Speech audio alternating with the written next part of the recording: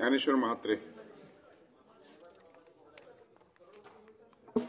धन्यवाद सभापती महोदय.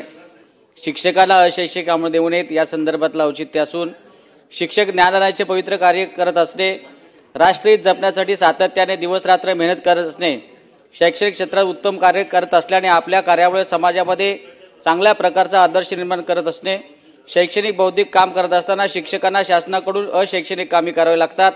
बिओल सारखे काम करत असताना सतत शालाबाह्य काम करत असल्याने त्याचा परिणाम विद्यार्थ्यांच्या दैनंदिन शिक्षणावर होत असणे, शिक्षकांना अशैक्षणिक कामे देऊ नयेत म्हणून शासनाने आदेश पारित केला आहे, मात्र त्याची अंमलबजावणी न होता शिक्षकांना अशैक्षणिक कामे दिले जात असल्याने तसेच शासनाकडून वेगवेगळे निघत असलेले शासन निर्णयाप्रमाणे शिष्यवृत्ती परीक्षा, शालेय उपक्रम, शालेय कार्यक्रम, UDAS, अपार अशी ऑनलाईन माहिती भरणे, विविध प्रकारच्या परीक्षा इत्यादीमध्ये कामे करावी लागतात.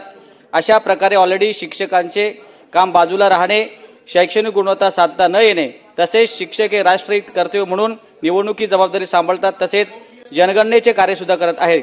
हे कार्य करताना शिक्षकांना कोणतीही अडचण येत नाही, परंतु अन्य अशैक्षणिक काम व विद्यार्थ्यांच्या अभ्यासावर परिणाम होत असतो.